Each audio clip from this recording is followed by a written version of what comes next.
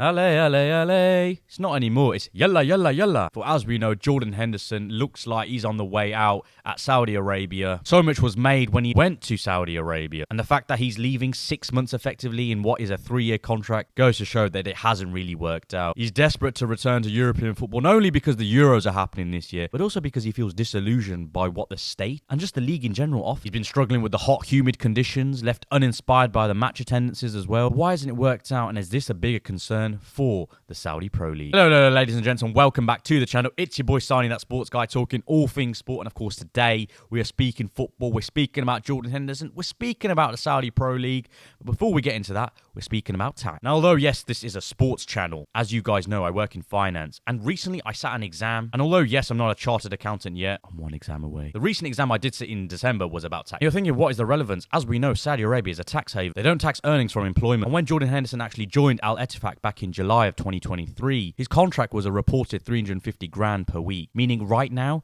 he would probably have earned about 8.75 million pounds. As Henderson actually left the UK for full-time overseas work, it meant that under the taxation aspects of split year rules, he'd be deemed non-resident. Being non-resident meant that any of his earnings in the tax year of 2023 to 2024 would not have been taxable in the UK, that is. That's only on the presumption that he hasn't spent 67 days in the UK from the date that he eventually left the UK to the 5th of April 2024. If he returns to the UK before the end of this month, he'll actually be deemed as UK resident for 23-24. Meaning all the income that he's earned in Saudi Arabia, that being the 8.75 million, will be taxed. Assuming he earned £125,410 before he actually left the UK, means that the highest rate of income tax will be levied at him at 45%, meaning that by the time he's actually in the UK, he'll have a £4 million tax bill. Now, I'm not his accountant, I'm not his advisor, but if I was, I'd tell him, wait until April. But anyway, that's finance, that's tax. I don't think you're interested, but if you are interested in financial information, then you know where to reach out to. But let's get back to Henderson and why the Saudi Arabian League might have issues going forward. There are a few reasons why Henderson originally actually left for Saudi Arabia. One of them, undoubtedly, was the money. That sort of money, tax-free, is definitely life-changing, not only for him, but for generations to come. He also, because of Gerrard, he has a great relationship with Steven Gerrard, and with him being the manager of Al-Ettifaq, and that it was a match made in heaven. Although, yes, they started off well. If we look at the standings now, they're 8th and a staggering 28 points behind Al-Hilal. The problem is, why didn't Henderson see this from the start? Yes, we can talk about climate, but anyone would have understood that him going to Saudi Arabia, where temperatures can reach as high as 40 degrees, isn't really going to be conducive to you if you don't like them. Furthermore, he wasn't even aware of the training facilities and the complex around him. So much so that within a week of him arriving there was pressure on the club to change what was then the gym, the training facility, the physio, recovery, everything you can name. Now, of course, he's a big name at the club, but the thing is, no player is bigger than the club. If you have a player coming from England making all this noise about he wants this and he wants that, as a club, you may feel inclined to, yes, we'll do it because we're trying to grow our project, but eventually, you're not going to have any of it. And as a player of Henderson's caliber, you're always going to compare things to the past, that being Liverpool. And if they're not on that level, you're not going to be happy. That comparison is even deeper when you look at the attendances of Al-Ettifaq. It's only around 7,000, which pales insignificantly to what Liverpool got. But furthermore, if you look at the away attendances, they're even worse for them. It's undoubtedly bad for the Saudi League if these are the attendances that some games are getting. If we look at the fixture with Al Hazm, they got 250 last season before Henderson arrived. The season where Henderson was playing in, only 700. Don't get me wrong, growth is growth, but 550 more fans just because of the arrival of one player in terms of Jordan Henderson, it's not really a good outlook. Maybe in 5 years' time, those attendances might be higher, but right now, that isn't good enough for a league that wants to challenge themselves for being one of the best growing and one of the best around. But of course, that leads on to bigger issues for the Saudi Pro League. Of course, there was a lot of controversy when a lot of these players were going over to Saudi. Undoubtedly, one of the reasons was the money. Understandably, if I was offered that sort of money, I'm probably going to take it. Jordan Henderson, for example, had bigger issues. He has certain values that may not corroborate with what Saudi Arabian policies and values are like. If we look at the Saudi Pro League from a sports perspective, the footballing culture and history is not there where you'd expect me to watch it. I'll hold my hands up and say I've not actually watched a single game in that league. I wouldn't even watch Ruben Neves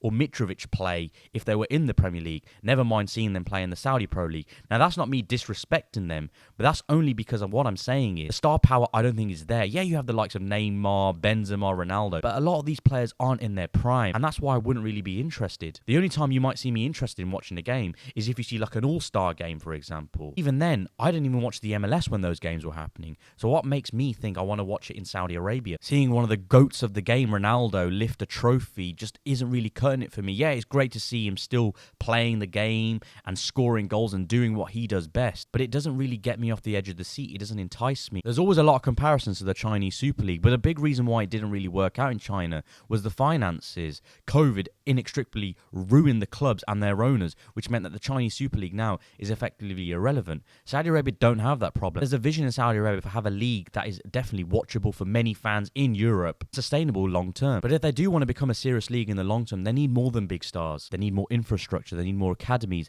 They need a better ecosystem when it comes to the lower leagues. It's a big reason why I think the MLS hasn't really taken off in England, for example. The idea of having playoffs doesn't really resonate with many fans in Europe. By having this, it may mean that the local diaspora is way more interested in the game, and you will see higher attendances. This will eventually mean the youth of Saudi Arabia being more interested in going into football as opposed to other sports. Maybe then you'll have the likes of world stars in football such as Kylian Mbappe maybe go over there. I think a big reason why he didn't go over there is because of legacy. Yeah, he can have all the money in the world, but what is he really going to achieve in Saudi Arabia at the age right now where he's going to want to achieve winning the Ballon d'Or, winning the Champions League, etc.? That's why a lot of players in their prime, or even going into their prime, probably don't want to go to Saudi Arabia. It's not a league where they can challenge themselves naturally as someone who is competitive.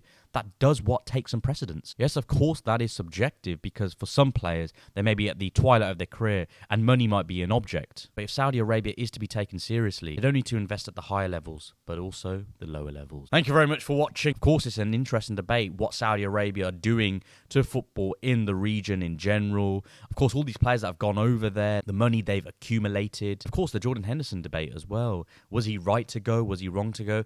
At the end of the day, it's his choice. He's the only person that can answer to himself. Everyone else's opinion is irrelevant.